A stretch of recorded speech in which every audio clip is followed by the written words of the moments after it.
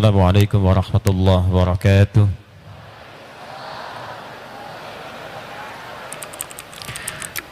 Alhamdulillah hamdan katsiran tayyiban mubarakan fi.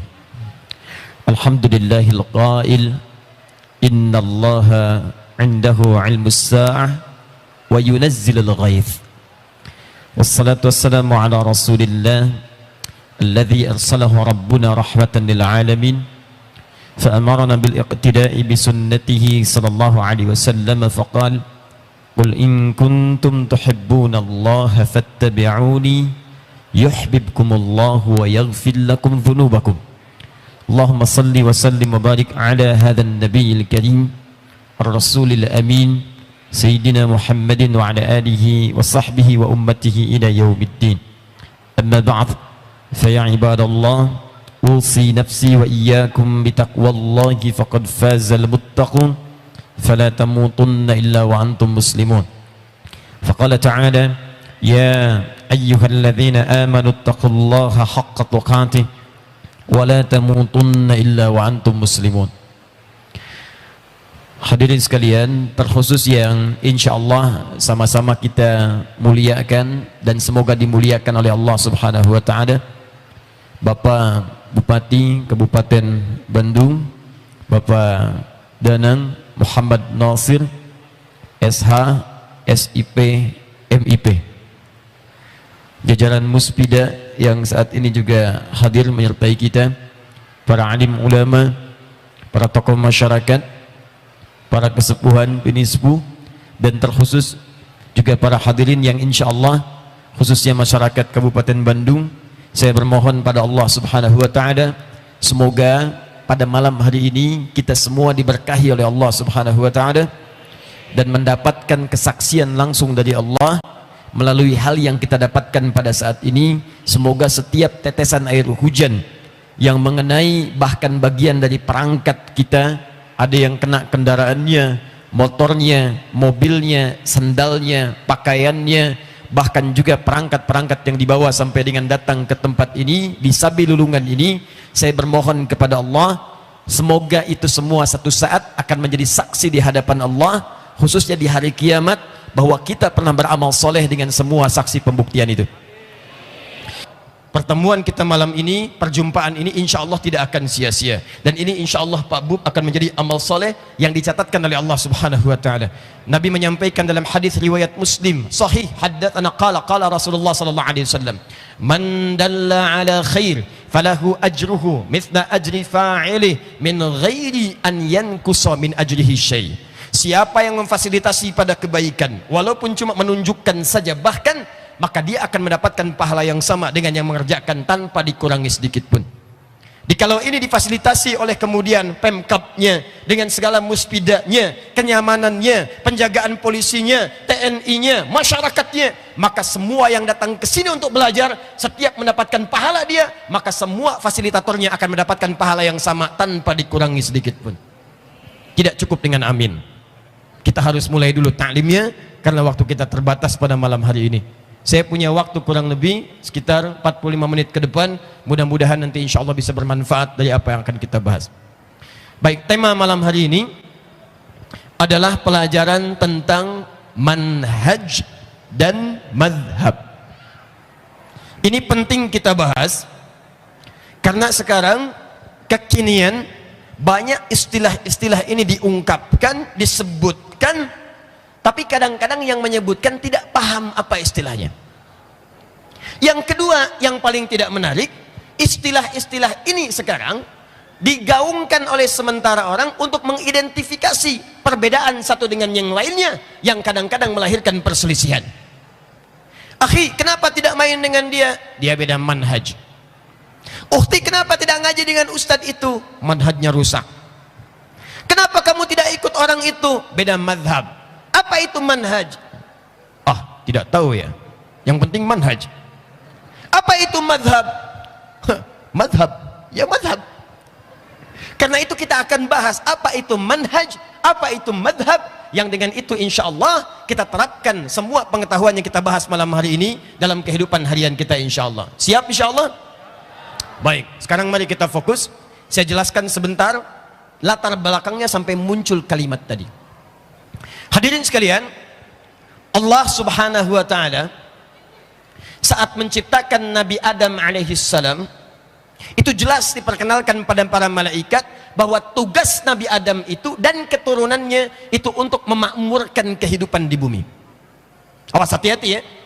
Untuk memakmurkan kehidupan di bumi. Quran surah kedua Al-Baqarah ayat ke-30, paling kiri sebelah atas. Wa idh qala rabbuka lil malaikati inni ja'ilun fil ardi, bukan fis sama, fil ardi khalifah. Kata Allah, hei para malaikat, Muhammad, simak, saya beritakan kepadamu, saya pernah firmankan pada para malaikat tentang tugas misi Adam alaihissalam.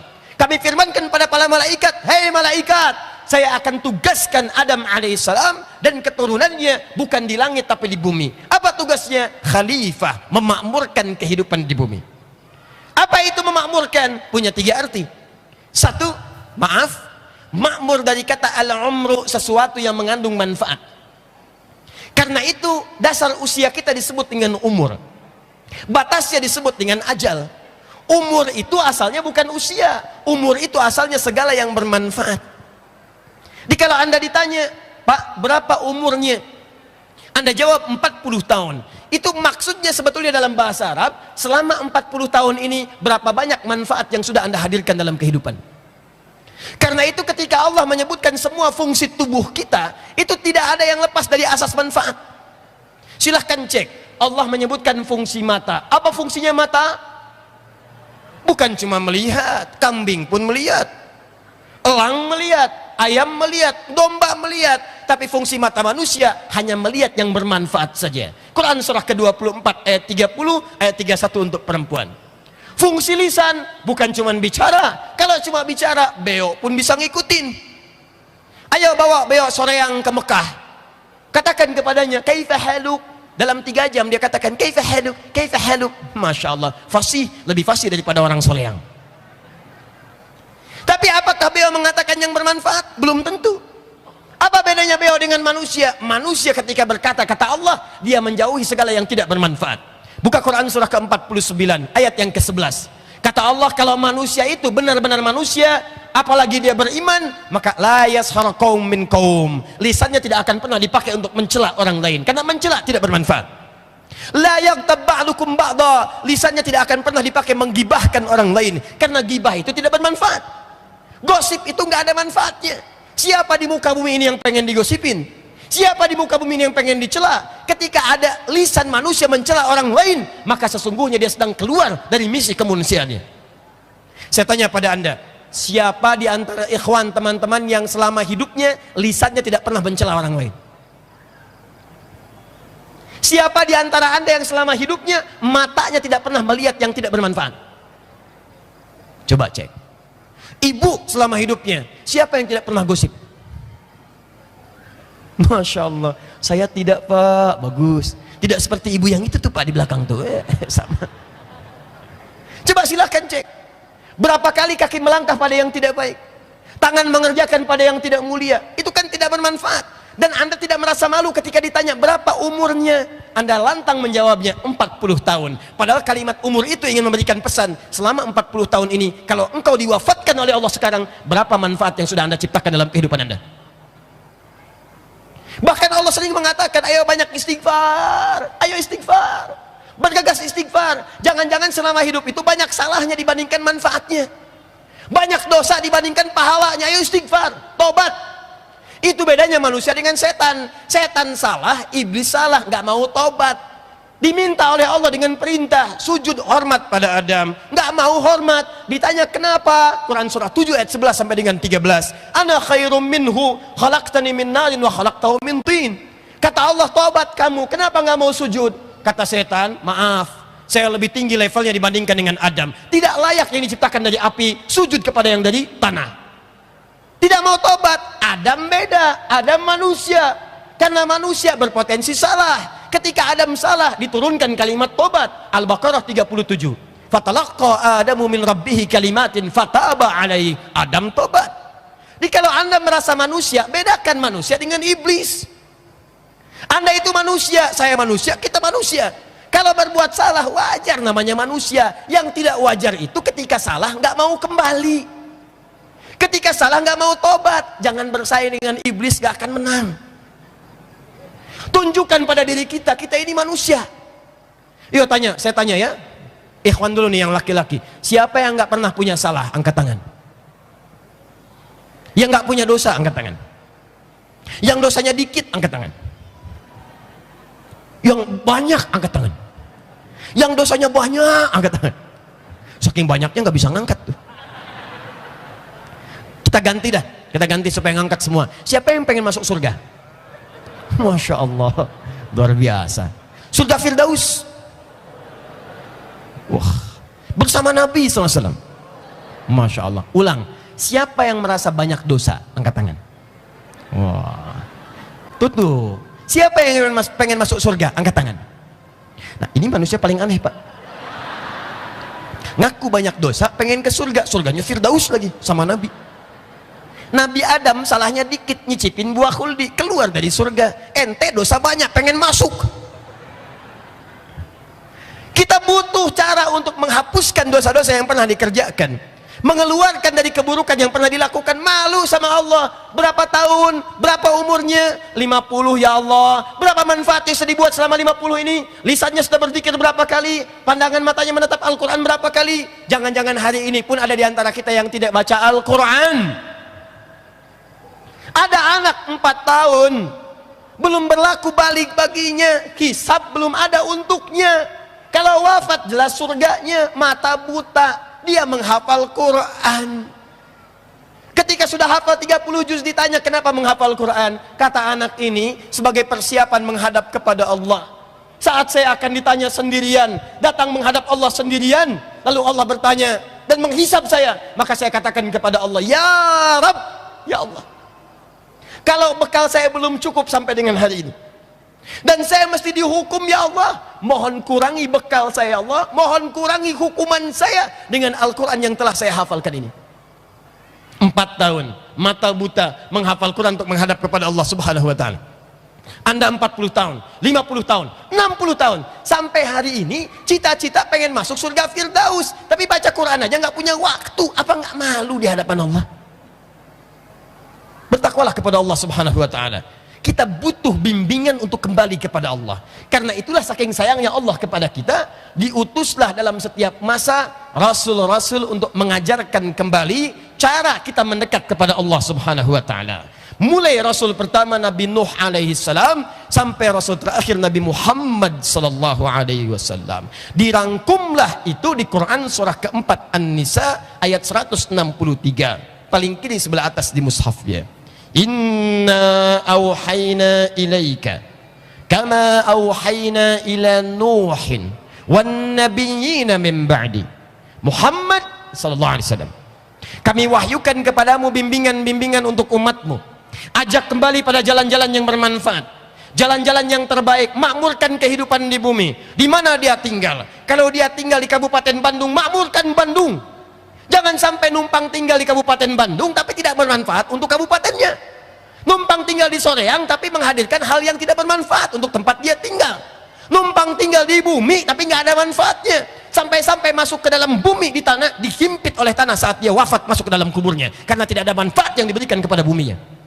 Kamu numpang tinggal di tempat saya, sekarang pengen masuk ke saya himpit kamu sekeras-kerasnya. Allahu Akbar. Diutus kemudian Nabi Nuh alaihissalam sampai Nabi setelahnya sampai ke Nabi Muhammad sallallahu alaihi wasallam.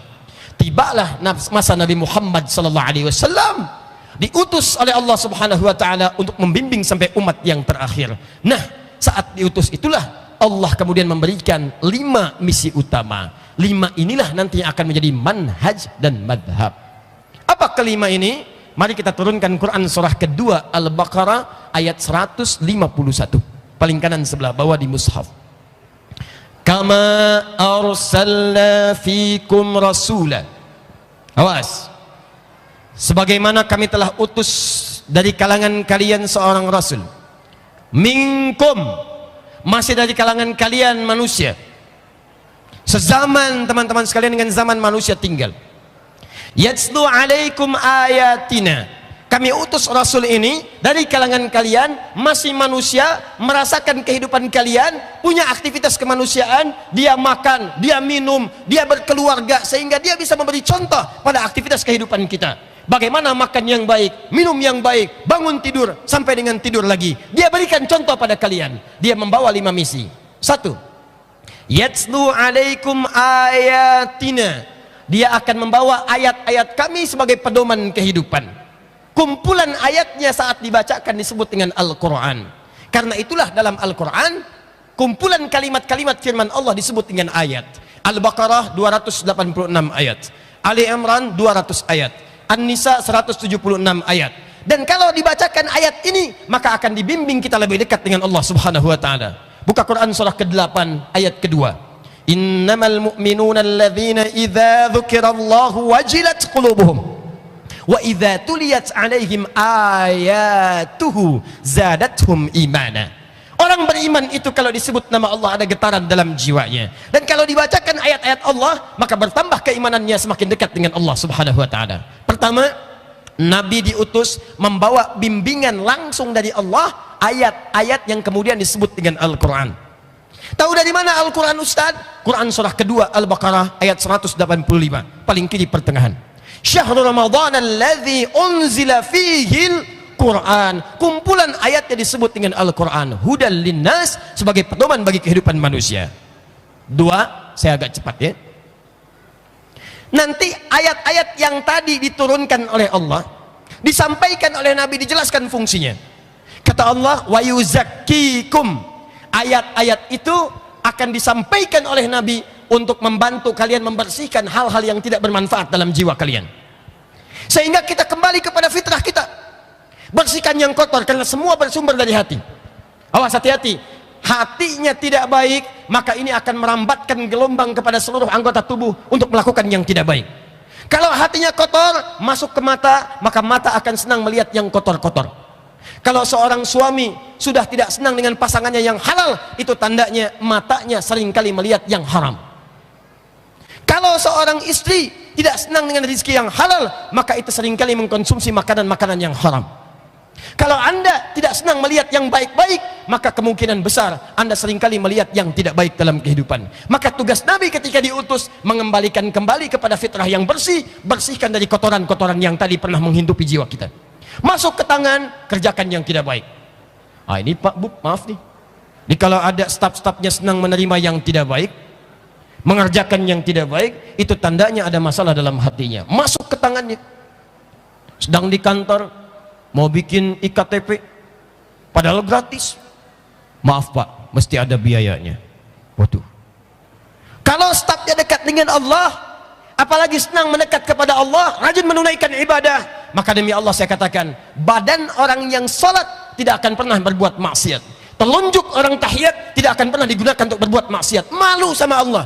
Tiap hari diangkat at-tahiyyatu lillah, at-tahiyyatul mubarakatuh, salawatut thayyibatu lillah, asyhadu an la ilaha illallah. Ini tiap hari diangkat Allah, Allah, Allah, Allah. Masa iya tiap hari salat telunjuk diangkat asyhadu an la ilaha illallah, tapi masih sempat digerakkan untuk perbuatan maksiat?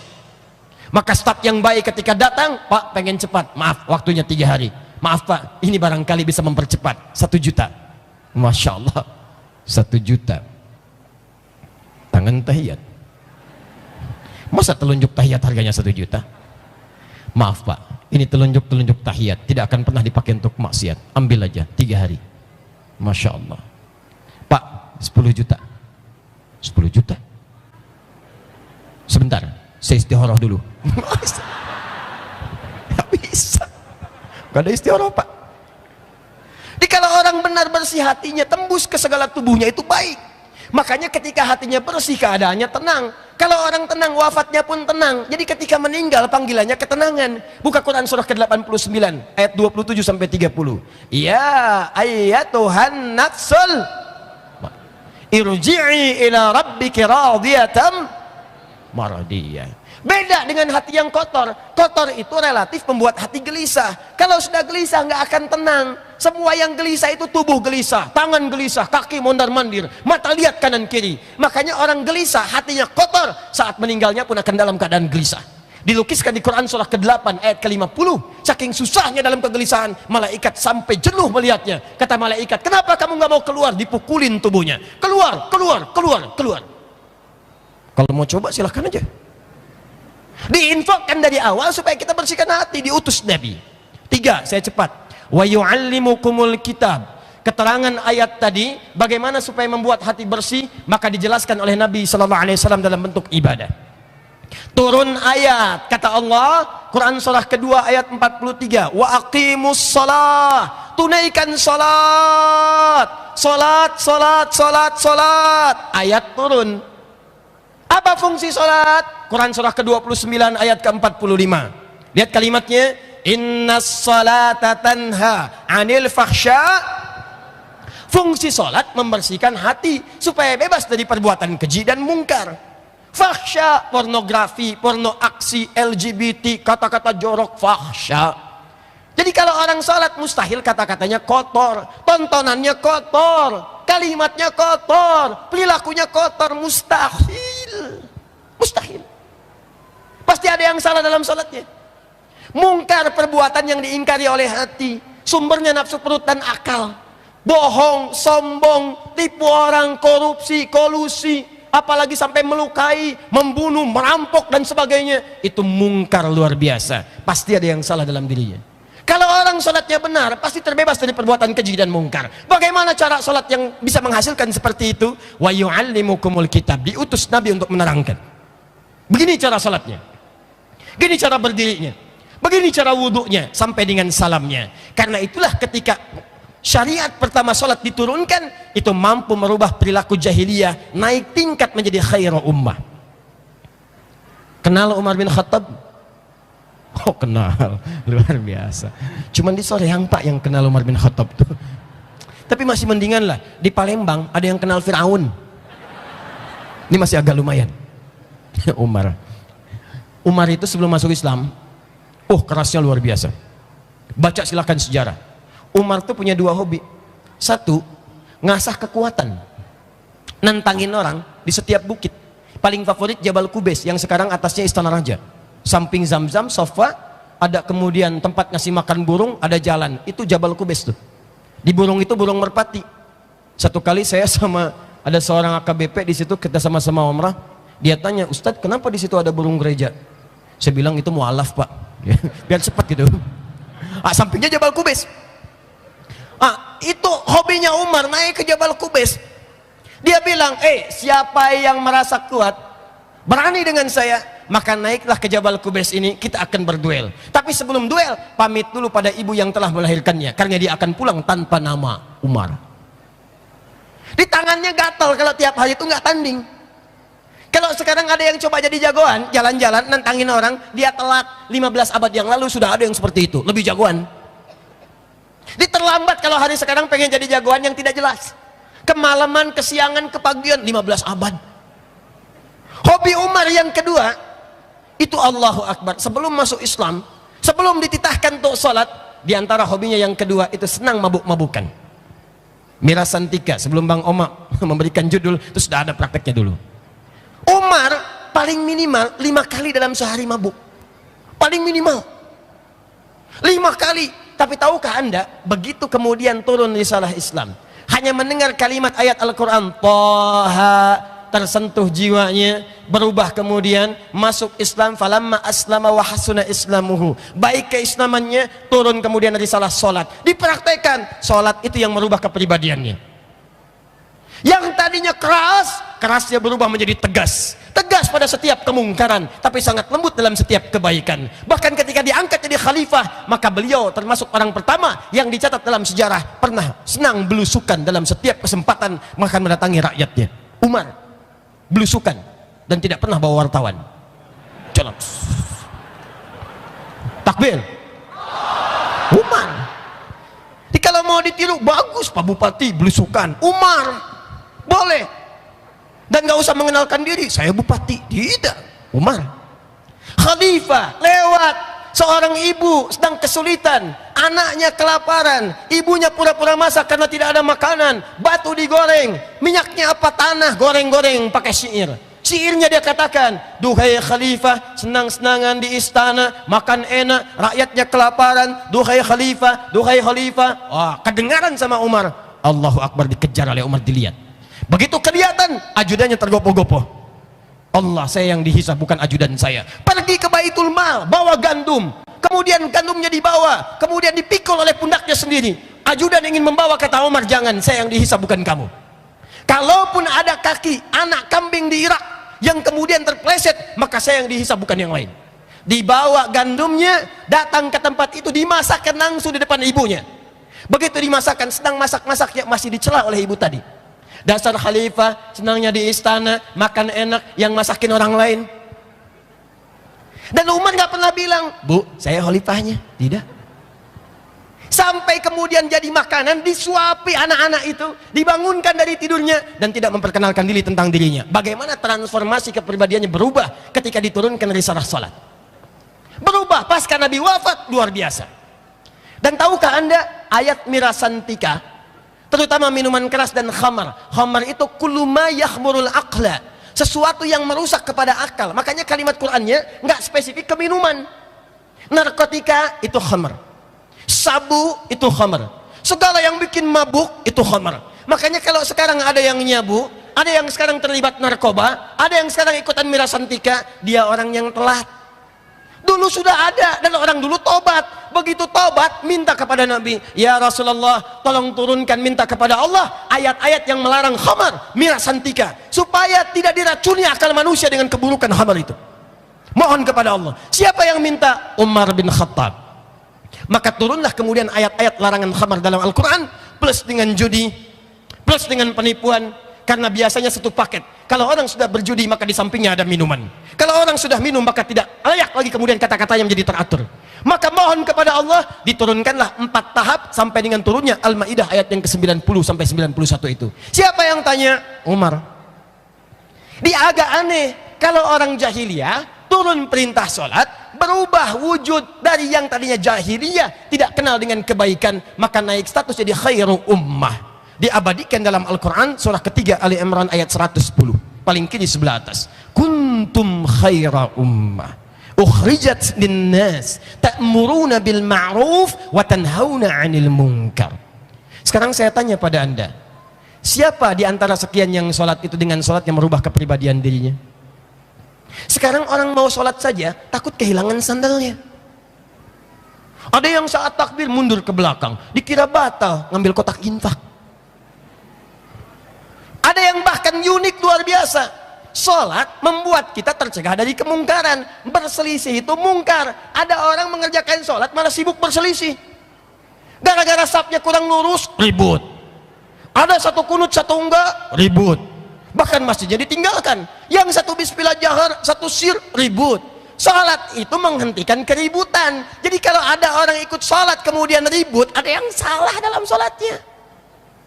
Salat itu menghadirkan ketertiban. Jadi kalau ahli salat datang ke pengajian pasti tertib. Kalau pulang tidak teratur, datang melanggar aturan, ada yang salah dalam salatnya. Katanya ke pengajian tapi kebut-kebutan, lampu merah diterobos. Polisi menunaikan tugas, berhenti. STNK ada Pak. SIM lengkap. Mau kemana? Pengajian. Siapa? Ustadz Adi lagi. Tahu ada lampu merah di sini? Tahu Pak. Kenapa diterobos? Saya tidak tahu, ada Bapak. Kayak gitu tangkap aja Pak. Berikan pendidikan. Jadi kalau orang sholatnya benar, mustahil. Wa yu'allimukumul kitab. 4. Wal hikmah. Diajarkan maknanya. Ini kekurangan kita di sini nih. Kalau belajar fikih cuma 2, yang ketiga nggak dibahas. 2 itu satu bacaannya, kedua gerakannya, yang ketiga hikmahnya, esensinya, maknanya nggak diuraikan. Coba lihat sholat tuh, maaf ya, bacaannya fasih, Allahu Akbar, Al-Fatihah sampai dengan salam tuntas, bagus, tidak ada salahnya, 100%. Gerakannya sempurna, dari takbir yang sejajar dengan bahu, sejajar dengan daun telinga, dari kemudian merapatkannya, tangan yang kanan menutup yang punduk kirinya, sampai dengan salam sempurna. Tapi masalahnya kata Al-Quran, maaf, yang bagus bacaannya, benar gerakannya itu, banyak yang tidak paham tentang apa makna bacaan dan gerakannya. Saya tanya pada anda, jujur aja masing-masing, Dari sekian sholat yang ditunaikan sampai detik ini, berapa persen bacaan sholat yang dipahami? Ayo. Berapa persen gerakan sholat yang dimaknai? Jangan-jangan selama ini ruku nggak ngerti yang dibaca, sujud nggak paham yang diungkapkan, duduk di antara dua sujud minta permintaan tapi nggak ngerti yang dibaca. Bagaimana sholatnya bisa khusyuk? Rabbighfirli warhamni wajburni warfa'ni warzuqni minta rizki. Udah minta tuh isya aja 4 kali. Begitu selesai minta lagi, ya Allah berikan aku rizki. Yang tadi apa? Yang tadi warzuqni. Coba kita lihat. Padahal Nabi menerangkan nih, berdiri maknanya ini. Kenapa kakinya cuma selebar bahu, tidak terlampau lebar, tidak terlampau padat? Ini maknanya begini. Kenapa tangannya mengangkat begini? Ini maknanya begini. Ditulis oleh para ulama kemudian kitab-kitab setelahnya. Ada asrarus shalah, ada nazarat fi ma'anis shalah. Dijelaskan maknanya ada. Kita nggak tuntas sampai situ. Dan yang kelima, wa yu'allimukum ma lam takunu ta'lamun. Mengajarkan kepada kita apa yang belum kita ketahui. Nah, pengajaran Nabi ini secara singkat diterangkan oleh Nabi secara menyeluruh. Begini. Bacaan sholat, gerakan sholat, saya ambil contoh sholat saya satu. Kerjakan begini, akhiri seperti ini. Nah, semua petunjuk Nabi yang diajarkan pada para sahabat itu, oleh sahabat diteruskan pada generasi setelahnya disebut dengan tabi'in, oleh tabi'in dijelaskan pada generasi setelahnya disebut dengan tabi'ut tabi'in, sampai ke kita sekarang, itu jalannya, lihat jalannya yang jelas dari Nabi, jalurnya, ke sahabat, ke tabi'in, tabi'ut tabi'in, sampai ke kita. Jalan yang jelas ini dalam bahasa Arab disebut dengan manhaj, at-tariqul wadih, silsilah runtutan sumber pengajaran dari Nabi sampai dengan ke kita. Ini loh semua tuntunan ajarannya. Salurannya disebut dengan sanad, pembelajarannya disebut dengan isnad. Imam Muslim dalam kitab Sahih Muslim jilid yang pertama halaman 119 posisi paling kiri sebelah atas di kitabnya membuat bab yang pertama, babul isnad minad din, bab belajar agama dengan susunan riwayat sampai ke Nabi, itu yang akan menentukan benar tidaknya ibadah seseorang dan agama seseorang. Nah, semua kumpulan ajaran Nabi itu disebut dengan manhaj namanya. Bacaan salat, gerakan salat, cara umrah, cara tawaf, cara sa'i, cara tahallul, sampai semuanya disebut dengan apa namanya? Manhaj. Nah, saya agak cepat. Manhaj dibagi pada 2 bagian. Satu, ada yang sifatnya satu dalil dan satu contoh. Saya ngecek nih, takutnya kelebihan. Sampai jam berapa saya? Baik, silahkan kalau mau sampai jam 12, ya setengah 10 pulang. Baik, kita siap-siap karena nanti insya Allah nanti ada qari Masya Allah dari Mesir, saya dengar dari Tanzania, dan semoga Allah turunkan keberkahan insya Allah untuk kita semua. Lihat sini, satu dalil, satu contoh. Saya ambil langsung dalam bab sholat saja. Misal, saat kita kemudian bertakbir, mengangkat tangan dalam sholat, kemudian anda bertakbir, dalam hadis disebutkan qala fayaqulu Allahu Akbar, maka orang yang takbir itu bersamaan dengan mengangkat tangannya, bisa angkat tangan dulu, bisa takbir dulu diucapkan kalimat, bisa bersamaan, itu yang paling utama. Angkat, ucapkan Allahu Akbar. Kalimat Allahu Akbar ini kalau anda telusuri dalam dalilnya cuma satu dalil, satu contoh, tidak ada yang lain. Gak pernah ada dalam riwayat katakan misalnya Allahur Rahman, katakan Allahur Rahim, tidak. Katakan Allahu Akbar. Kenapa kalimatnya satu, contohnya satu? Kata para ulama, bila ada ditemukan dalam manhaj Nabi, tuntunan ibadah dari Nabi, tuntunan pedoman hidup dari Nabi, cuma satu dalil, satu contoh, itu artinya semua umat Islam mampu melakukannya. Kalau dipandang mampu, maka dilarang setiap kita kreatif untuk mengerjakan kalimat yang lain. Jadi kalau sudah ada contohnya satu, dalilnya satu, nggak usah kreatif. Allahu Akbar, satu. Allahur Rahman. Kok Allahur Rahman? Dari dulu Allahu Akbar melulu. Kan juga Allah mengatakan, panggil saya Allahu Akbar, Allah atau Ar-Rahman. Buka Qur'annya, surah ke-17 ayat 110, posisi paling kanan, agak setengah ke atas dikit. Qulidullaha awid Ar-Rahman, itu dalilnya kata Al-Quran. Enak aja. Awas, Kalau ada yang menyampaikan logika semacam ini bertentangan dengan kalimat Nabi, maka pemahaman itu mesti ditolak. Ingat baik-baik, nggak usah ngarang kata Nabi Allahu Akbar, Allahu Akbar, nggak usah jadi peluang yang lain. Satu dalil, satu contoh, tidak ada alternatif yang lain. Jadi dalam bahasa Arab saja dilarang mencari kalimat lain, apalagi dengan menggunakan bahasa yang lain. Sekarang banyak yang kreatif, sudah jelas Allahu Akbar masih diterjemahkan di sampingnya. Kemarin-kemarin ada sholat dengan penerjemah di sampingnya. Allahu Akbar, Allah Maha Besar. Waduh, Anda bisa bayangkan sholat di Jakarta di kalangan Betawi, terjemahannya bisa lain dikit. Allahu Akbar, Tuhan gua gede. Pindah ke Soreang, Allahu Akbar, Allah anu agung. Anda bayangin, gimana sholat bisa kacau dalam kehidupan? Jadi ada bahasa-bahasa yang nggak perlu diterjemahkan ke dalam bahasa Indonesia, maknanya jadi kacau. Kacau. Boleh ada terjemahan, tapi jangan dipahami dengan terjemahan. Contoh, nama surah dalam Al-Quran, itu sudah ada namanya. Jadi kalau ditanya, jawab dengan nama suratnya dalam bahasa Arab, jangan dengan terjemahan. Walaupun ada terjemahannya. Al-Baqarah, sapi betina. An-Nisa, ibu-ibu. An-Naml, semut. An-Nahl, lebah. Bismillahirrahmanirrahim. Wa idh istasqa Musa liqaumihi faqulna idrib bi'asakal hajar. Nanya, akhi, surat apa itu? Sapi betina. Oh, gak enak kedengarannya. Ente udah sampai mana murojaah? Surat semut. Gak nyaman. Dia ada bahasa-bahasa yang gak perlu penerjemahan. Satu dalil, satu contoh cukup. Itu contoh bacaan. Gerakan. Allahu Akbar. Kata Nabi, fawada'a yadahu al-yumna 'ala al-yusra. Fa pakai fa. Dalam ilmu nahwu, fa itu harfu atfin rabitin baina syai'aini bila hududin. Huruf atoh penyambung di antara dua peristiwa tanpa jeda. Peristiwa pertama adalah mengangkat tangan, peristiwa kedua meletakkan tangan yang telapak kanan di punggung yang kiri. Antara ngangkat dengan meletakkan gak ada jeda. Gak ada jeda. Jadi begitu diangkat Allahu Akbar, gak ada jeda antara ngangkat dengan meletakkan langsung. Lapak yang kanan, punggung yang kiri. Jadi kalau gerakannya sudah jelas, nggak usah terlampau kreatif. Maaf ya, saya tidak bermaksud menyalahkan. Kalau ada dalil, tolong disampaikan. Mungkin saya yang kurang belajar. Jadi kadang-kadang ada yang suka nggak enak, Ustadz. Kanan itu simbol kebaikan, kiri itu simbol keburukan yang kurang bagus. Aliran kiri, aliran kurang bagus. Aliran kanan, aliran yang bagus. Saya tidak enak sama Allah kalau kiri duluan. Saya pengennya takbir kanan duluan, walaupun nanti akan menutup punggung kirinya. Bagaimana caranya? Allah, kanan masuk. Wah, kadang-kadang kaki naik dikit. Gitu ya. Nah, itu nggak usah terlalu kreatif. Saya tidak bermaksud menyalahkan, cuma belum ketemu dalilnya. Saya ada koleksi kitab hadis 1235 kitab hadis. Dari yang paling sahih sampai yang paling palsu. Ini saya kasih info ya. Pemalsu hadis saja tidak tertarik memalsukan hadis ini saking jelasnya. Saking palsunya di kitab hadis palsu aja nggak ada. Anda bayangkan.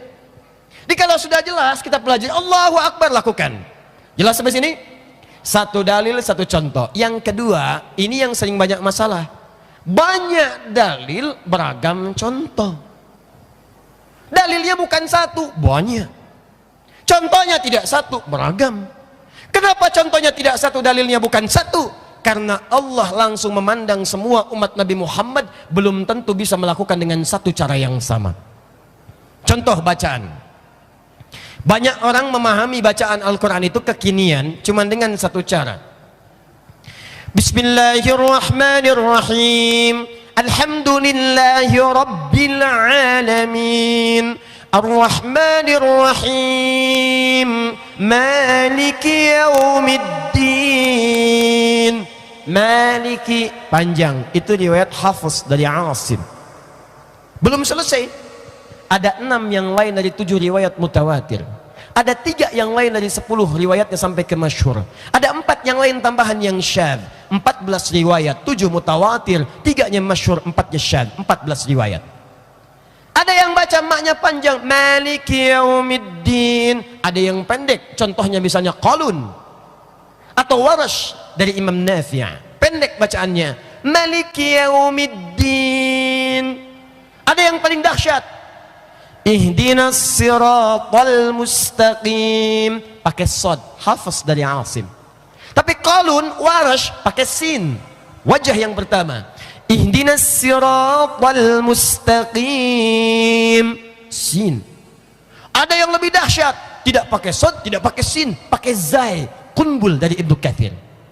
Ihdinas siratal mustaqim, zai. Kenapa ada 3 huruf? Sad, sin, zai. Karena ternyata di suku-suku Arab, bahkan dari dulu sampai sekarang, ada yang tidak mampu mengucapkan satu huruf yang sama. Jadi kalau dipaksa pakai sad, dia bilangnya sin, sad, sin, sad, sin, sirat, sirat, sabun, sabun. Dia nggak bisa. Sampai kiamat kurang 2 hari, susah. Sehari lagi buat mikir, ngapain paksa orang. Jadi nggak mampu, dipaksa-paksa susah. Jadi begitu diucapkan ihdinas siratal mustaqim pakai sad, dia pakai sin. Yang nggak bisa sad, nggak bisa sin, pakai zai. Ihdinas siratal mustaqim, zai. Dulu di Libya ada 2 anak penghafal Quran, hafal 30 juz, bayangkan. Belajar di guru yang sama, cuma yang satu riwayat hafaz, yang satu qalun. Yang hafaz pakai sad, ihdinas siratal mustaqim. Qalun pakai sin, ihdinas siratal mustaqim. Ribut 2 anak ini. Anda salah, ente mukhti, kamu yang keliru. Sepakat keduanya, mari kita berhukum pada guru kita yang mengajarkan kita. Datang ke gurunya, kata syekhnya, ya bunai madzhabik, kami berselisih guru, kami kira kami yang benar, tidak, saya yang benar. Kata gurunya dengan bijak, ya bunai iqra, anakku sayang, baca. Ihdinas siratal mustaqim, pakai sad, hasbuk, cukup. Enta iqra, kamu baca. Ihdinas siratal mustaqim, pakai sin. Kata gurunya, hasbuk, cukup. Antum mukhtian, kalian berdua salah, yang benar pakai zai. Ihdinas siratal mustaqim. Gurunya ingin mengajarkan, kalau kalian baru tahu 1-2 ilmu, jangan saling berselisih. Dan jangan menganggap benar sendiri. Boleh jadi ada orang lain lebih tinggi ilmunya, dan itu kalian butuhkan untuk melengkapi ilmu-ilmu kalian. Bacaan. Ada yang lebih dahsyat, maaf, bukan cuma sin, sod, zai, bahkan yang a dibaca e. Antum wadduha, ini wadduhe. Loh, betul. Ada riwayatnya. Hati-hati, betul, ada riwayatnya. Warash, ada miringnya imalah. Ada Khalad, Khalaf, 2 muridnya Hamzah, ada riwayatnya pakai imalah. Anda wadduha, dia wadduhi. Wadduhi waddaini idha saji, ma wadda'aka rabbuka wa ma qali, walal akhiratu khairul laka minal uli, wala sawfa yu'tika rabbuka fatardi. Alam yajidka yatiman fa'awi. Anda senang ketawa. Saya baca dulu di wilayah Afrika, yang mereka itu bacanya pakai e. Begitu saya baca pakai a, wadduha. Ketawa tuh, begitu. Benar. Karena di Arab ada yang nggak bisa a, betul. Sekarang wilayah Syam, Palestina, Lebanon, Syria, Yordania, itu wilayah Palestina ke sana, Syria, Damaskus, itu banyak yang susah a, madrasah, kaifa haluk, kaifa halik, ana, ane, anta, ente. Tuh. Orang Betawi belajar ke situ. Balik begitu. Apakah merubah makna? Tidak. Tanyakan sama saudara kita di Medan. Apa ini? Kata orang Bandung, sepeda. Kata orang Medan, sepeda. Sepeda, sepeda, sepeda, sepeda, cicahum, cicaheum. Coba lihat. Apakah merubah makna? Tidak. Dengan nama yang beda, penyebutan yang tidak sama, tapi bendanya tidak berubah. Demikianlah perbedaan dalam bacaan. Gerakan juga ada.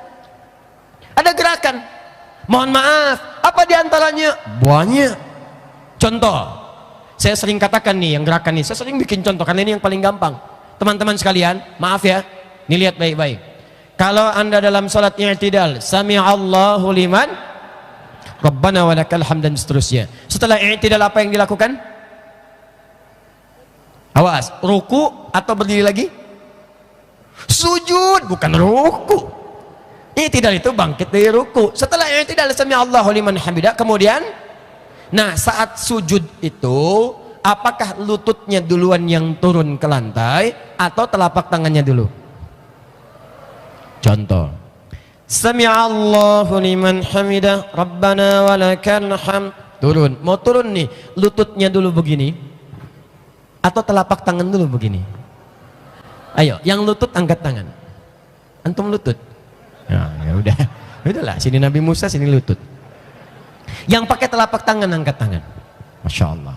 Sekarang yang nggak pakai lutut, nggak pakai telapak tangan, angkat tangan. Ayo. Nggak ada. Nah ini cukup menarik nih. Awas kita masuk nih ke masalah manhaj. Ternyata teman-teman sekalian, dua ini itu diajarkan oleh Nabi. Yang pakai lutut ada, yang pakai telapak tangan ada. Dan dua-duanya disusun oleh para ulama, dituliskan diantaranya oleh imam namanya Sulaiman As-Sijistani. Hafal 500.000 hadis dengan matan dan sanadnya, periwayatnya sampai ke Nabi. Sampai Ibnul Qayyim Al-Jauziyah mengatakan kalau dulu ada Nabi Daud bisa melunakkan besi dengan tangannya, maka inilah Abu Daud bisa melunakkan hadis dengan lisannya.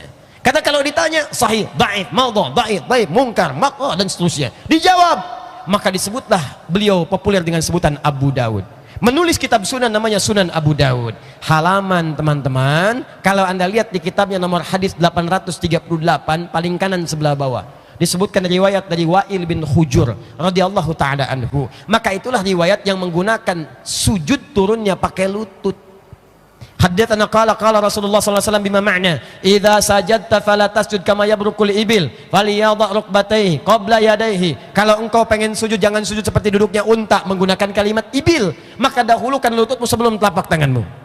Yang pakai telapak tangan, hadisnya nomor hadis 840 sampai 841, paling kiri sebelah atas di kitab yang sama, enggak beda, yang meriwayatkan sahabat Abu Hurairah. Idza sajadta fala tasjud kama yabrukul ba'ir fala tasjud falyadha yadaika qabla rukbatayk. Kalau kamu pengen sujud jangan sujud seperti duduknya unta. Terjemahannya sama-sama unta, padahal unta disebutkan 4 sampai 5 nama. Ibil unta umum, afala yanzuruna ilal ibili kaifa khuliqat, unta umum. Kalau untanya unta jantan, jamal, hatta yalijal jamalu fi sammil khiyat, jamal nggak pakai alif ya, jamalun unta. Kalau jamalun ganteng, hati-hati. Kalau sifat ganteng dimiliki oleh pria berubah jadi nama jamil. Misal Saiful ganteng, Saiful. Kalau jadi perempuan tambah tak di ujungnya, Jamilah, itu cantik. Mulan cantik, Mulan cantik. Jamal, awas kalau ada yang namanya Jamal harus pakai alif, jangan sampai alifnya hilang. Besok mau umrah, paspor keluar, ditulis namanya Jamal, nggak ada alifnya, Jamalun. Datang ke Saudi, begitu masuk kemudian imigrasi dikasihkan, petugas bingung. Ketulis unta, yang datang manusia. Unta jantan, unta betina namanya naqah.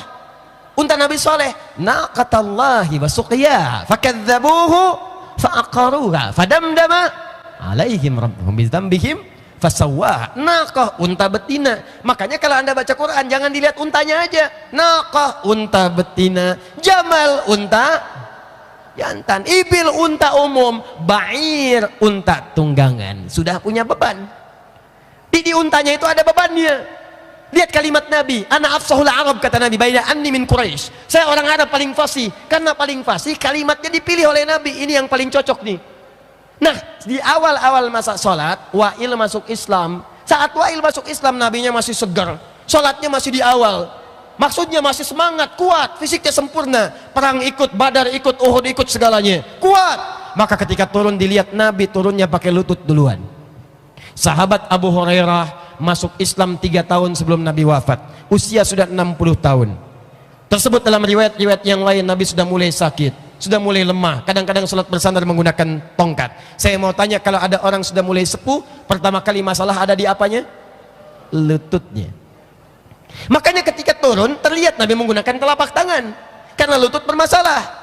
Nah, diambil dalam ilmu hadis, diambil dalam ilmu usul fikih, keluar kalimat istinbatul ahkam. Bagaimana cara menyimpulkan hukum? Maka maksudnya adalah boleh anda sujud dengan menggunakan 2 perangkat ini. Kalau tidak pakai telapak tangan, gunakan lututnya. Bukan masalah tua muda tidak menggunakan lutut, karena sekarang ada anak muda pun lututnya bermasalah. Misal pemain bola saat main cedera, kena tackle, begitu jatuh kemudian wah terjadi pelanggaran, kartu merah keluar. sakit dia, sulit untuk sujud pakai lutut, turun pakai telapak tangannya.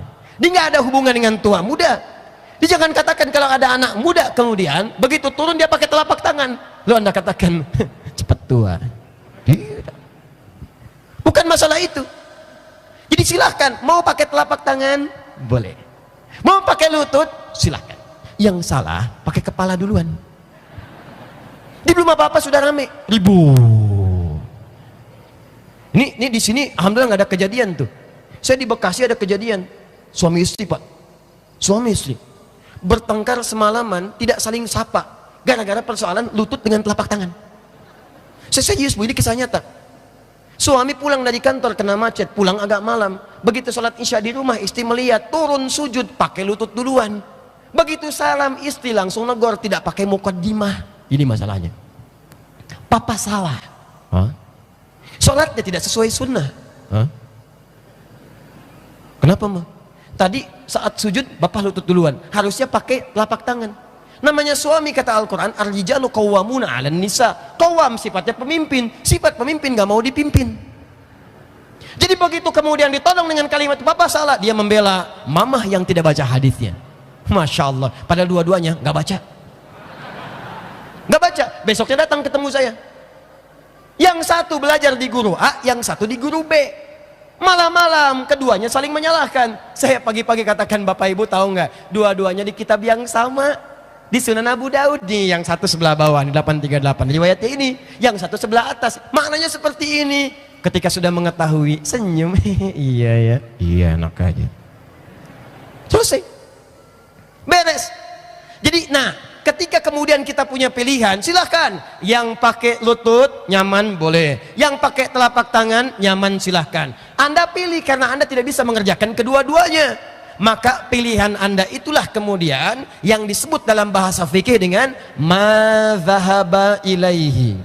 Madzhaba ilaihi, hal yang condong saya pilih untuk saya praktekkan. Kalau disebutkan madzhaba ilaihi, madzhaba ilaihi, madzhaba ilaihi, kepanjangan. Di bahasa Arab ada yang namanya ikhtisar, menyingkat sebuah kalimat jadi sebuah kata yang sangat mudah. Bahkan bacaan-bacaan Quran pun istilahnya bisa disingkat. Misal, Bismillahirrahmanirrahim, basmalah. Alhamdulillahirabbil alamin. Alhamdulillah. Ini sudah jam 9:04. Jadi saya kira akan lebih baik bila kita percepat untuk diakhiri. Kita sama-sama saja tutup dengan bacaan hamdalah. Hamdalah bukan alhamdulillahirabbil alamin. Ini contoh-contoh, belum selesai belum? Ya, contoh. Ini ketika disebutkan hamdalah, alhamdulillahirabbil alamin. Jelas? Madzhaba ilaihi, madzhaba ilaihi, madzhaba ilaihi, panjang, singkat. Madzhaba ilaihi disingkat jadi madhab. Madhab, pilihan di antara sekian alternatif yang disampaikan oleh Nabi Sallallahu Alaihi Wasallam. Jadi madhab itu bukan kelompok. Madhab itu asalnya bukan aliran. Jadi pilihan dari alternatif sesuai dalil yang bisa kita lakukan. Karena nggak semua orang itu bisa mengerjakan hal yang sama. Makanya ketika Nabi wafat, sahabat menyebarkan semua itu. Sahabat wafat, tabi'in kemudian meneruskan sampai muncullah di awal-awal abad kedua hijrah lahir ulama-ulama hebat, 4 bintangnya. Ada Imam Abu Hanifah yang wafat kemudian tahun 150 hijrah. Ada Imam Malik yang lahir tahun 93 sampai 94 hijrah. Ada Imam Muhammad bin Idris Asy-Syafi'i yang lahir di Gaza tahun 150 hijrah. Ada Imam Ahmad bin Hanbal yang lahir tahun 163 hijrah. 4 ini ulama bintangnya karena mereka tahu kalimat-kalimat tadi, ajaran-ajaran tadi dengan sempurna, kemudian mereka tuliskan di kitabnya, diajarkan pada murid-muridnya. Cuma imam ini mesti milih, kan nggak mungkin mengerjakan semuanya. Misal kalimat Bismillahirrahmanirrahim saat Al-Fatihah itu ada 4 cara, hadisnya ada 70 hadis, ini ada 4 cara dari Nabi. Nabi praktekkan 4 cara ini. 1, dijaharkan, Bismillahirrahmanirrahim. 2, hilang, hadzaf, tidak disebutkan. Alhamdulillahirabbil alamin, nggak dibaca. 3, silent, disirkan. Bismillahirrahmanirrahim. Alhamdulillahirabbil alamin, sir. 4, 4 dibaca jahar rakaat pertama, selanjutnya tidak dibaca lagi. Kalau subuh 2 rakaat, rakaat pertama baca jahar, rakaat kedua tidak dibaca. Bismillahirrahmanirrahim. Rakaat kedua, alhamdulillahi rabbil alamin. 4 cara pernah diamalkan oleh Nabi. 4 cara ini, 4 imam tadi mengetahui, ditulis di kitabnya. Cuman kan saat mereka mengimami mesti memilih salah satu, nggak mungkin mengamalkan keempat-empatnya.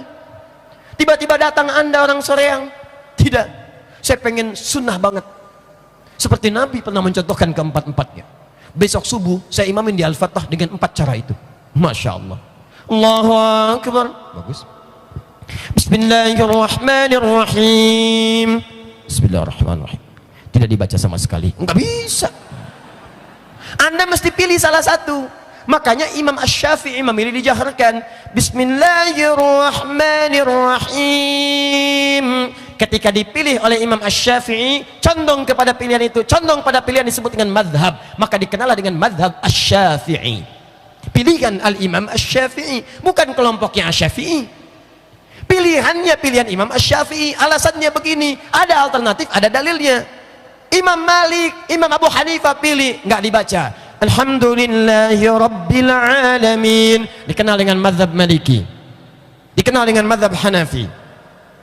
Imam kemudian Ahmad bin Hanbal menengahi, saya pilih yang sir saja, silent, supaya pilihan itu tetap ada, maka disirkan. Bismillahirrahmanirrahim. Alhamdulillahi rabbil alamin. Dikenal dengan madhab Hambali. Maka umat setelahnya mengikuti setelah itu, ambil satu jalur ini, karena nggak mungkin praktekkan keempat-empatnya. Maka yang ingin ngambil pilihan seperti Imam Asy-Syafi'i, silahkan ambil. Maka dikenal dengan Syafi'iyah, yang ikut pendapatnya Imam Asy-Syafi'i. Begini dalilnya, hakikatnya itu bukan pendapat Asy-Syafi'i, tuntunan dari Nabi, cuma dipilih oleh Imam Asy-Syafi'i. Hakikatnya bukan pendapat Imam Ahmad, petunjuk dari Nabi, cuma dipopulerkan, itu diambil oleh Imam Ahmad. Maka disebut dengan Hambali, pengikutnya disebut dengan pengikut Hambali. Demikian seterusnya. Jadi nggak ada kaitan dengan kelompok-kelompok tertentu. Ini yang sering kali keliru. Saya tugas di Mekah tahun 2010. Begitu datang jemaah haji pertama, Isya, yang Imam Syekh Sudes. Di Saudi itu kan madhabnya Hambali, disirkan bismillahnya. Sir, waktu itu ketika dibacakan Bismillahirrahmanirrahim, Alhamdulillahi rabbil alamin. Komentar jemaah pertama, iki imamnya Muhammadiyah ya. Muhammadiyah cabang Masjidil Haram. Membayangkan. Nah itu dia. Jauh. Zaman Nabi belum ada, dan tidak ada pada saat itu. Ada NU, ada Muhammadiyah dan sebagainya. Muhammadiyah baru berdiri 18 November tahun 1912. NU baru didirikan 31 Januari 1926. Dua-duanya pendirinya itu, dua-duanya bersaudara. Dua murid yang sama, belajar di guru yang sama. Dari mulai di Semarang ke Haji Soleh Darat sampai dengan ke Mekah, belajar pada Syekh Ahmad Khatib Al-Minangkabawi yang lahir pada tahun 1860. Belajar dari situ sampai pulang ke tanah air. Kemudian Muhammad Darwis ganti nama jadi Ahmad Dahlan bin Kiai Haji Abu Bakar bin Kiai Ilyas bin Kiai Sulaiman bin Demang Jurang di Usapindo bin Demang Jurang di Usapisan bin Kiai Gerbak bin Maulana Ishaq. Sama Kiai Haji Hasyim Asy'ari pulang juga ke tanah air ke Nusantara ngajar. Kalau Kiai Ahmad Dahlan senang mempraktekkan. Makanya ketika menafsirkan Al-Ma'un praktek, keluarkan uangnya, dermakan, jadi kemudian panti, jadi rumah sakit, jadi pendidikan, jadi macam-macam. Kiai Haji Muhammad Hasyim bin Asy'ari senang menulis, senang berdakwah dengan tulisan, kitab, ngajar di pesantren, maka menulis 19 kitab. Dari mulai Adabul Alim wal Muta'allim, dari mulai Risalah Ahlussunnah wal Jamaah, An-Nurul Mubin fi Mahabbati Sayyidil Mursalin, ngajar, populerkan, kemudian mendirikan Nahdlatul Ulama tanggal 31 Januari tahun 1926. Keturunannya sama, menuju pada Maulana Ishaq. Kiai Haji Muhammad Hasyim bin Asy'ari bin Abdul Wahid bin Abdul Halim dikenal dengan Pangeran Benawa atau Sultan Hadiwijaya. Bin Abdurrahman dikenal dengan Joko Tingkir. Bin Abdullah bin Abdul Aziz bin Walid Raden Ainul Yakin bin Maulana Ishaq. Bertemu di Maulana Ishaq. Siapa Maulana Ishaq itu? Anak dari Jamaluddin Al-Akbar Al-Husaini. Anak keduanya Syarif Abdullah. Tinggalnya di Mesir, menikah dengan Syarifah Mudaim. Siapa Syarifah Mudaim? Nama aslinya Rasantang, lahir tahun 1426. Punya kakak namanya Abdullah Iman, nama aslinya Walang Sungsang, lahir tahun 1423. Punya adik bungsu namanya Raja Sengara, lahir tahun 1427. Anaknya ini, tiga ini anak dari seorang bernama Prabu Siliwangi, dikenal dengan Pamanarasa, disingkat dengan Manarasa. Kerajaannya membentang dari Banten sampai dengan ke ujung batas Jawa. Kemudian mendengar ada seorang perempuan cantik di daerah Subang sedang membaca Al-Quran. baca Quran. Beliau adalah santriwatinya Syekh Hasanuddin yang ahli qiraat, berasal dari kemudian Mekah, berasal dari Nusantara, ngaji di Mekah. Mekah dikenal dengan Ummul Qura, pulang ke Karawang kemudian mendirikan pesantren dikenal dengan Syekh Qura. Sampai sekarang ada pesantren namanya Syekh Qura. Di antara muridnya Nyai Subang Larang. Baca Quran terdengar indah, dilamar, kemudian menikah, melahirkan 3 orang anak ini. Pergilah kemudian walang sungsang Abdullah Iman dengan Syarifah Mudaim Rara Santang ke Mekah untuk menunaikan haji, bertemu dengan Syarif Abdullah.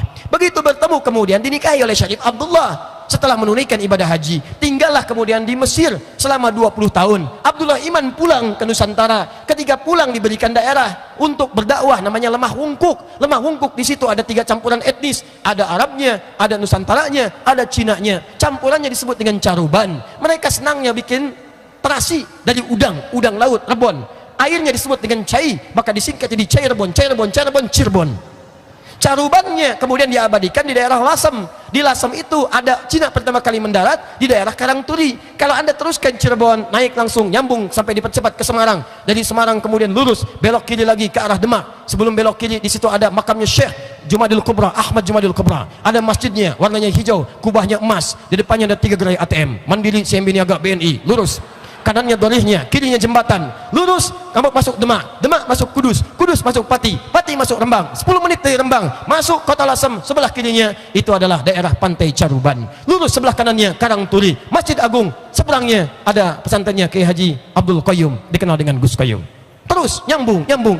Cirebon. Sementara Syarif Abdullah berumah tangga dengan Syarifah Mudaim, melahirkan Syarif Hidayatullah. Maka belajar pada syekh-syekh di sana, termasuk pada Syekh Ibnu Athaillah As-Sakandari dengan kitab fenomenalnya Al-Hikam. Pulang ke Nusantara, diberikan daerah di daerah Gunung Jati, dikenal dengan Sunan Gunung Jati. Menikah, melahirkan keturunan. Anak pertamanya Muhammad, ada anak perempuannya. Kemudian menikah yang perempuan dengan seorang panglima besar, berasal dari Pasai, namanya Fathullah, atau dikenal dengan Fatahillah, atau dikenal dengan Falatihan. Yang kemudian dengan izin Allah menaklukkan wilayah Banten dari kungkungan Portugis yang datang lewat Selat Malaka tahun 1511. Setelah perjanjian Tordesillas tahun 1494, dunia dibagi 2 bagian oleh Paus Alexander yang ke-6. Barat diberikan pada Spanyol, timur diberikan pada Portugis. Datang kemudian lewat ke Selat Malaka sampai menguasai lautan, sampai masuk ke Selat Sunda, sampai ke Sunda Kelapa. Dikuasai, diperintahkan oleh Sunan Gunung Jati bebaskan wilayah itu. Fatullah datang, sholat kemudian dengan prajuritnya, berwudu kemudian berangkat untuk berjihad. Begitu sampai di sana, maka mereka kemudian bertarung, berjihad dengan nama Allah Subhanahu wa taala. Jadi jihad itu bukan menyakiti orang lain. Jihad bukan tembak orang, jihad bukan bom orang, jihad bukan aniaya orang. Jihad itu mempertahankan nilai kemuliaan di hadapan Allah Subhanahu wa taala. Mempertahankan izzah. Negara kita kemudian diserang, bela jihad. Iman kita diserang, bela jihad. Itu namanya jihad. Di jihad itu bukan tembak orang, ledakan bom sembarangan, itu bukan jihad. Saya sering katakan dulu Pak, waktu terjadi bom itu di Jalan Tamrin pertama kali, saya di Lampung Pak, dar meledak. Langsung orang bingung tanya, Ustadz, apakah bom di Jalan Tamrin termasuk jihad fisabilillah? Saya katakan saat itu, Pak, sependek pengetahuan saya, jihad fisabilillah itu jihad di jalan Allah, bukan di Jalan Tamrin. Ada banyak hal yang perlu diluruskan itu. Bebas kemudian, ketika bebas itulah bersyukur, ini kenikmatan karena Allah, bukan karena yang lain. Maka mereka ingat dengan firman Allah di Quran surah ke-48 ayat yang pertama, Inna fatahna laka fatham mubina. Maka nama kota itu pun langsung diganti kemudian jadi Fatham Mubina, yang dalam bahasa lokal disebut dengan Jayakarta, disingkat jadi Jakarta. Peristiwa itu terjadi pada hari Jumat 10 Ramadan tahun 933 Hijriah, bertepatan dengan 22 Juni tahun 1527. Sampai sekarang ulang tahun Jakarta 22 Juni. Tuh. Sekarang apa hubungan dengan madhab? Apa hubungan dengan manhaj? Saya mau katakan bahwa setiap pelajaran yang disampaikan oleh Nabi, kalau kita memilih ada dalilnya, ada tuntunannya, walaupun beda dengan yang lain, cek dulu. Kalau ada tuntunan, maka dia boleh jadi mengerjakan sesuatu yang orang lain belum tentu bisa mengerjakannya. Maka dalam kondisi demikian jangan ribut, jangan saling menyalahkan. Di situ kita harus toleran. Kecuali kalau tidak ada dalil, nggak ada contoh, di situ pun nggak usah kreatif. Sadar bahwa itu salah, perbaiki diri kita untuk kembali kepada manhaj yang benar. Jelas sampai sini? Jelas. Jadi kalau nanti besok subuh ada yang kunut, dalilnya ada. Riwayat Ibnu Umar, riwayat kemudian Al-Hasan cucu Nabi sampaikan, Ibnu Umar pernah menunaikan kunut. Ada dalil mengatakan Nabi pernah menunaikannya. Yang tidak pakai kunut, ada dalilnya. Yang dipahami dengan kunutnya Quran surah ketiga ayat 128. Nabi tidak kunut lagi, dipahami nggak kunut lagi. Yang dengan nazilah ada. Dikala nanti ada yang sholat kunut, ada dalilnya. Yang tidak kunut, ada dalilnya. Yang tidak ada dalilnya, yang tidak sholat subuh. Itu. Jangan terlalu repot. Wah ini ketika kunut, masjid bid'ah, masjidnya bid'ah. Anda bayangkan, sejak kapan ada istilah masjid bid'ah? Buka kitab fikih, nggak pernah ada perbuatan bid'ah itu melekat pada tempat dan barang. Yang ada perbuatan. Perbuatan. Ingat, menggunakan hukum mesti hati-hati, termasuk melabeli dengan kalimat syariat. Karena kalimat itu dilekatkan pada taklif perbuatan, bukan pada orang. Dan kalimat pun nggak sembarangan, nggak semuanya bisa menggunakan syariah. Jilbab syariah, syar'i ada. Koperasi syariah ada. Bank syariah ada. Tapi tidak semua pakai syariah. Kalau semua pakai, besok-besok nanti di sini ada futsal syariah. Gimana caranya? Oper bola pakai bismillah. Tendang, masuk, alhamdulillah. Kegolin, astagfirullah. Semangat, Allahu Akbar, Masya Allah. Futsal syariah. Oh, jelas? Baik, jadi kalau nanti Anda mengamalkan kunut, kemudian bermakmum di belakang orang yang tidak kunut, ikuti. Dan kalau sudah salam, nggak usah sujud sahwi. Ikut imam, innama ju'ilal imamu liyutamma bihi. Imam dijadikan untuk diikuti. Saya bingung nih, waktu pada haji ke Mekah nggak pada rame. Kenapa saat pulang lagi ke Bandung pada rame? Sama, kalau imamnya kunut, yang mengamalkan tidak kunut, ikuti. Jangan beda. Imam sujud, Anda sujud. Jangan imam sujud, Anda ruku. Imam kunut, kata Syekh Ibnu Utsaimin, kata Syekh Utsaimin rahimahullah, imamnya kunut, Anda ikut kunut di belakang. Beliau itu luar biasa. Beliau tidak mengamalkan kunut, tapi memberikan fatwa. Imam kunut, Anda kunut di belakang. Minimal mengaminkan. Allahumma hadina fiman hadait. Amin. Jangan sampai itu kunut, Anda diam aja. Apalagi di hati ada bahasa yang tidak mengenakan. Allahumma hdina fiman hadait. Bid'ah. Oh kan. Kayaknya waktunya udah habis nih. Baik, paham artinya manhaj? Paham. Jadi semua tuntunan yang berasal dari Nabi disebut apa? Kalau kita pilih salah satu disebut apa? Kalau saya pilih mazhab Syafi'i boleh? Hambali boleh? Baik. Nah, yang tidak boleh? Yang tidak menunaikan ibadah sesuai dengan yang disyariatkan oleh Allah dan Rasulnya. Jelas sampai sini? Baik, paham? Kalau sudah paham, maka ada kaidah dalam Al-Quran. Yakin dengan Al-Quran? Siap mengamalkan? Saya cek Quran surah Al-Maidah ayat 100 sampai 101. Langsung saja. Ya ayyuhalladzina amanu.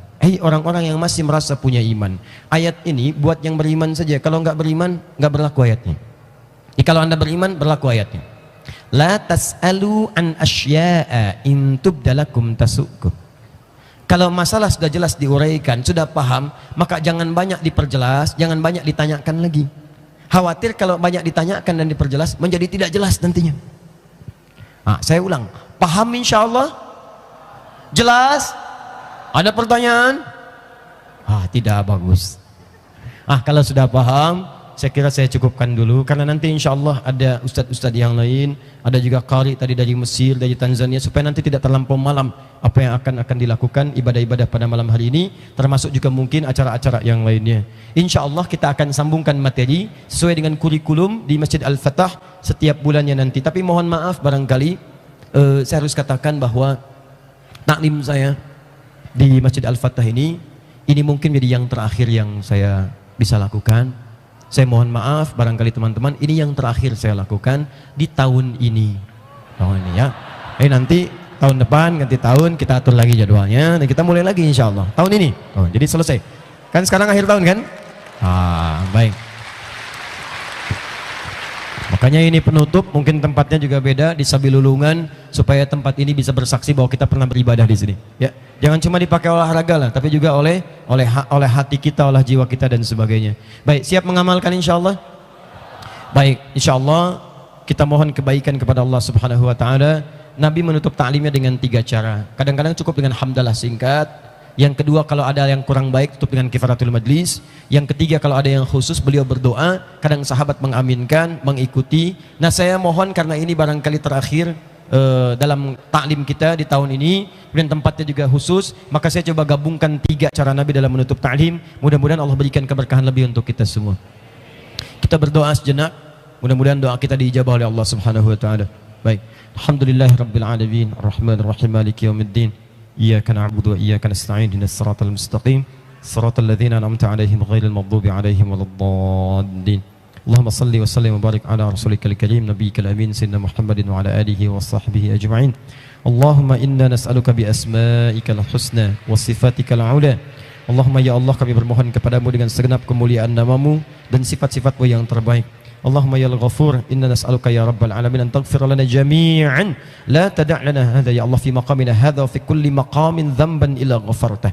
Ya Allah, kami memohon dengan namamu yang maha pengampun.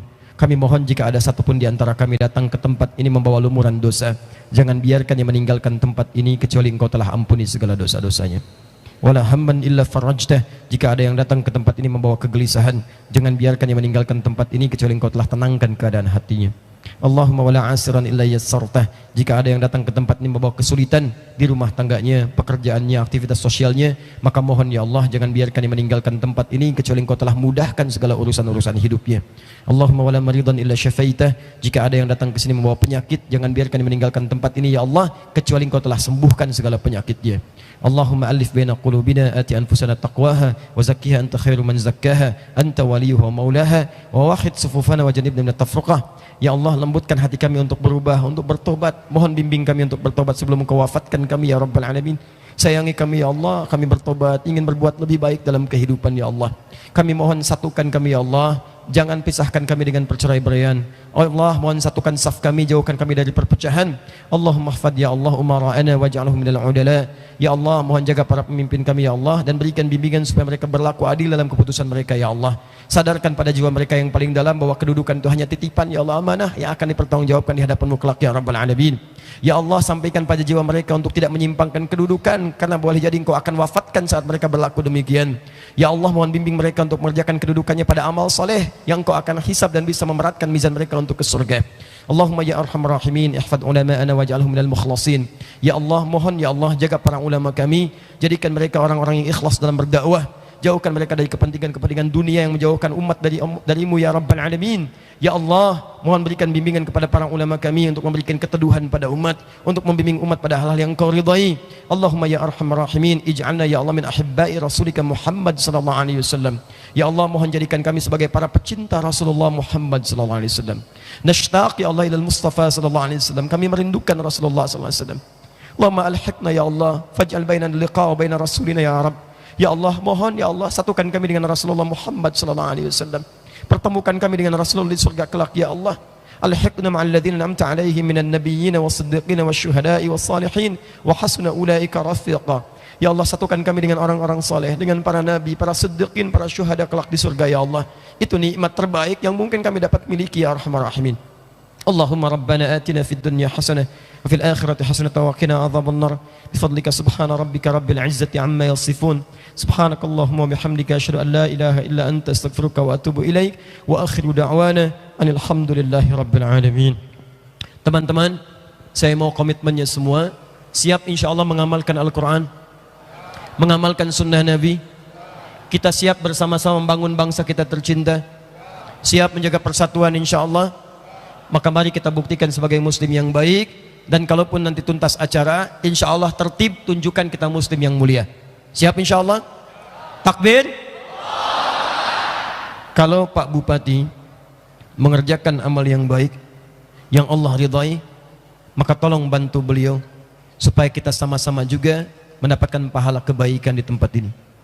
Tapi kalau beliau juga dengan sifat kemanusiaannya mungkin berbuat hal yang keliru, maka cintailah Pak Bupati dengan mengingatkan beliau, dan dengan ingatan itu menunjukkan Anda cinta kepada pemimpin Anda.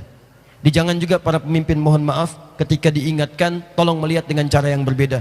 Bukan berarti rakyatnya mungkin ingin mencela atau merendahkan, tapi ini sebagai wujud kasih sayang di hadapan Allah supaya kita disatukan di surga kelak.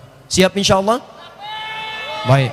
Ini sahabat saya, Pak Bupati dengan jajaran muspidanya. Kalau Anda cinta kepada saya, sayang dengan saya, maka juga sayangi Pak Bupati dengan membantu amal-amal saleh beliau. Siap insya Allah? Baik. Assalamualaikum warahmatullahi wabarakatuh.